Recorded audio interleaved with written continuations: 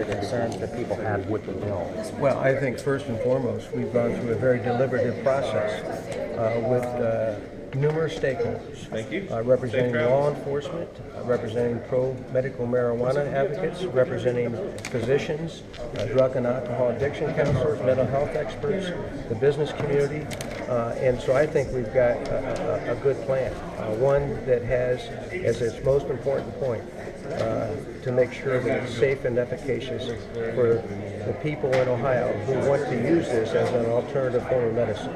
So I think because of that, we've got the best plan for the people of our state. Do you think that this will prevail in the long run as opposed to a constitutional amendment? I do. I think it shows that we have a very methodical process under the supervision of a physician licensed by the medical board to make sure that patients who are seeking alternative sources of medicine, like medical marijuana, that they have access to it.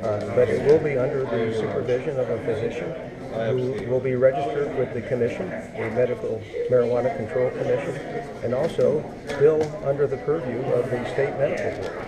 I can't emphasize enough that we want to make sure as we move forward with medical marijuana in Ohio that we do it right, that it's safe and efficacious for Ohioans. And I think our plan does just that. Are the Senate, you know if the Senate and administration are on board with? We've been working very closely with the Senate. I have had conversations with Senator Burke going back to the latter part of last year. Most recently, we've had meetings with the Senate, Senator Burke, and the administration, and we've had conference calls with them. We have had a number of conversations with Senator Yuko. He has attended some of these hearings. So I feel that we're moving on a parallel path, a cooperative path. I think that we will see legislation enacted before the end of May.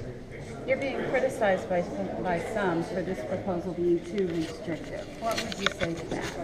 I think that if you look at it, particularly taking the bank of evidence we got from those who are suffering certain conditions and need access to medical marijuana, if you look at the types of conditions that are allowable, we've listened to those who need medical marijuana to provide the type of medication they're seeking.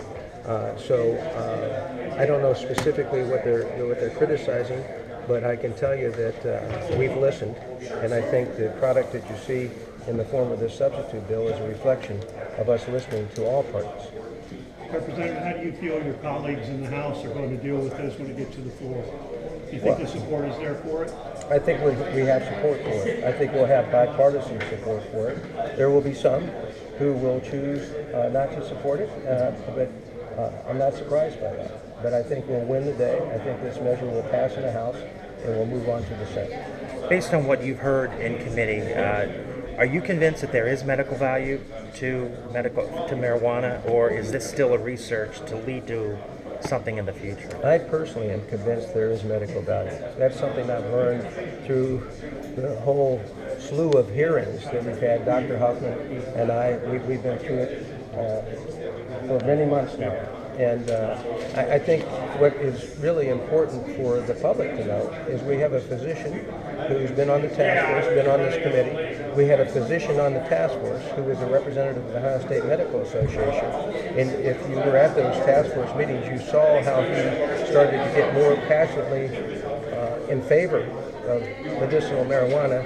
And then he came and testified to this committee. And I thought his testimony was very instrumental in moving other members like Representative Brown and others to the point where they think that there is a need for this type of medication.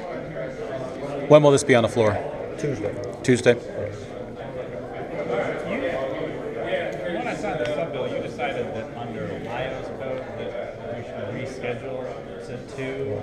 Why did you make that decision? There's two reasons, and then I'll let Dr. Huffman